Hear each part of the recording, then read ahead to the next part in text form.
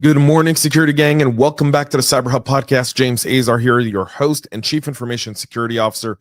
What a great, we've got a packed show for all y'all today. First of all, Patch Tuesday yesterday. Like, could you get any more? Cybersecurity Awareness Month. I know I haven't mentioned that very much, but it is Cybersecurity Awareness Month.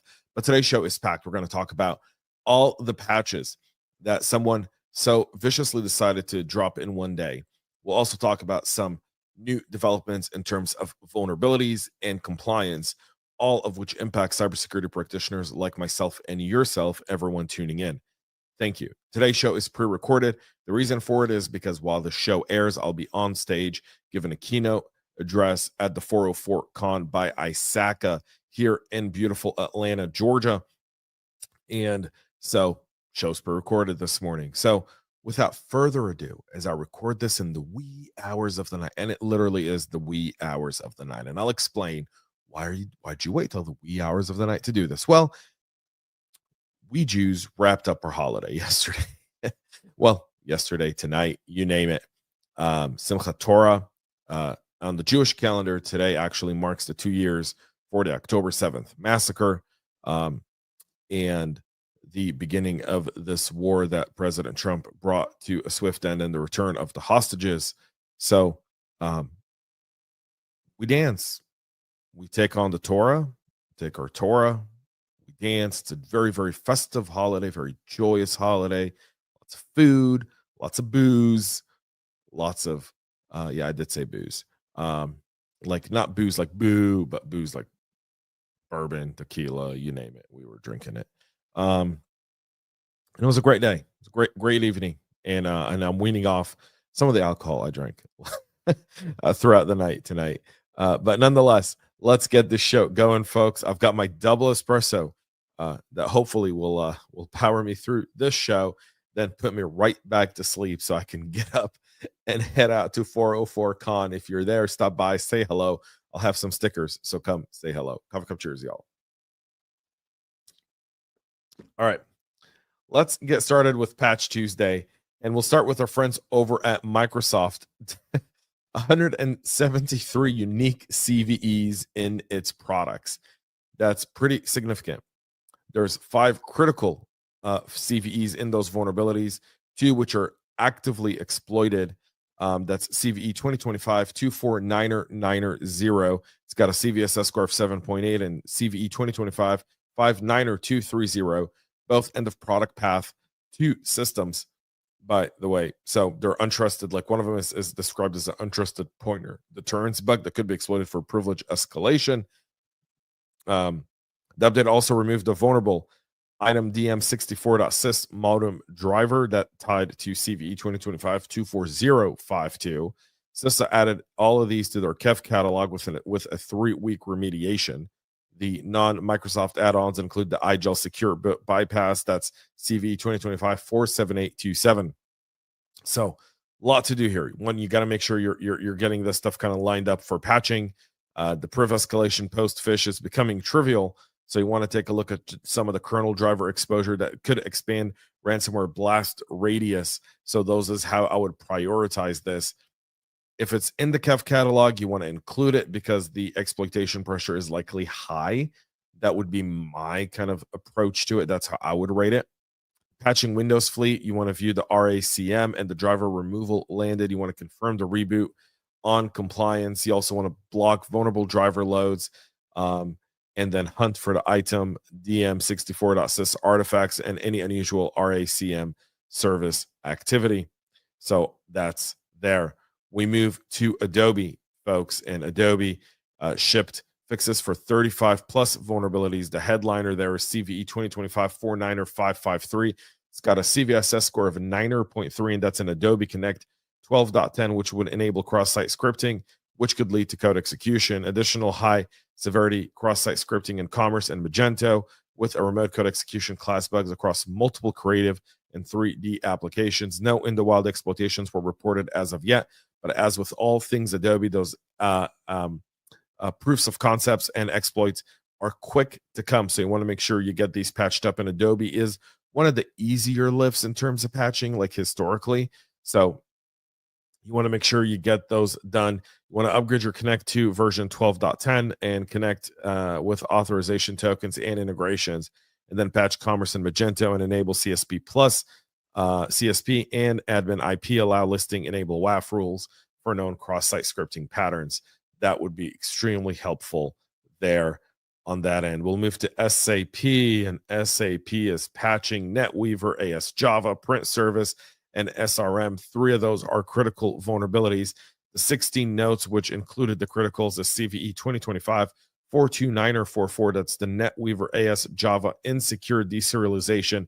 That's got the perfect score of 10, with additional protections via the JDK.serial filter, CVE 2025 42937, that's the print service directory traversal, that's an unauthorized file overwrite, and CVE 2025 42910, that's the SRM unrestricted file upload authentication. No exploitation is being noted as of this now, but remember, what happens at Oracle will happen at SAP. That's just one or the other.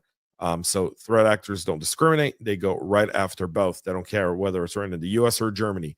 Either way, they're going after it. ERP integrity is at risk, so you want to make sure you maintain your file override or arbitrary upload, which could lead to code execution, as well as data tampering and even compliance and SOX exposure if some financial records become alterable. So that's a significant risk for some of these businesses. So again, apply the October notes ASAP, remove SAP admin UI from the public internet, also add WAF rules to the print service and SRM endpoints. And then if you're going to hunt, go hunting for serialized gadget chains, unexpected file writes, or uploads in SAP logs since at least September of this year.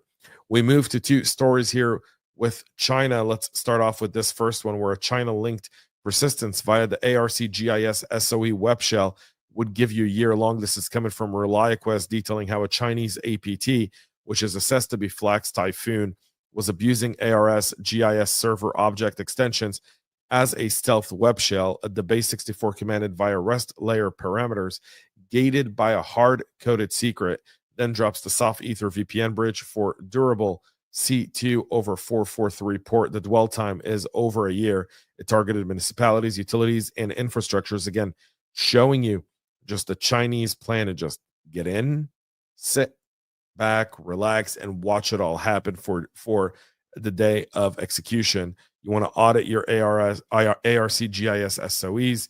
You want to definitely deploy some of those versus the baseline. You want to block SOE uploads on public-facing servers and rotate your administrative credentials. Also detect soft ether services and new and auto start entries.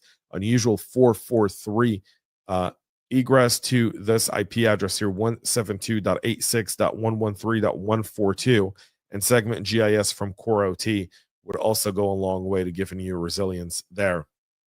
We continue with Taiwan reporting a surge in cyber and influence ops by the Chinese on the island. Taiwan's intel service reporting 2.8 million intrusions per day in 2025. That's a 17% increase year over year.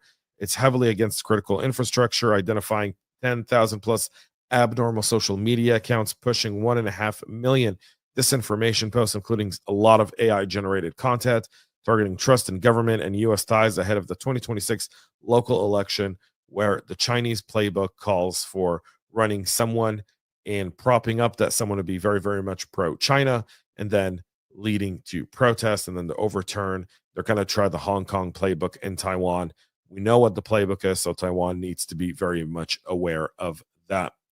We move to a PolarEdge, where a sophisticated backdoor is creating a custom TLS server and a binary protocol. Sequoia profiled PolarEdge targets routers and NAS like Cisco, exploits CVE 2023-20118 for initial foothold. Its variants for ASIS, QNAP, and Synology for those NOS devices. Uses custom embed TLS server and proprietary binary protocols. Supports connect back, daily fingerprinting, and even web shell seed via script queue. This is again detected in January of this year. It represents a significant evolution in how IoT threats are utilizing custom TLS server implementation and proprietary binary protocols for command and control. This malware goes all the way back to 2023, obviously, and you see this attack chain here from Sequoia. We'll have this image, thanks to Sequoia, available on our website at cyberhubpodcast.com here after the show. We'll continue with a lot more here with the malicious VSCode extension resurfacing on OpenVSX. The actor Tiger Jack republished a crypto stealing and backdooring extension. 2 were yanked from the VSCode with 17,000 downloads. Were still live on OpenVSX. Examples of C++ playground exfiltrated source on text change. HTTP format runs the coin IMP miner.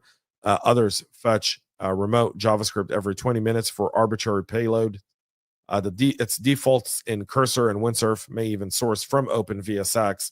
So this could have takeover of a dev machine. It could also steal your source code and even secret theft. It could compromise your CI, and it could do supply chain trojaning and even crypto theft.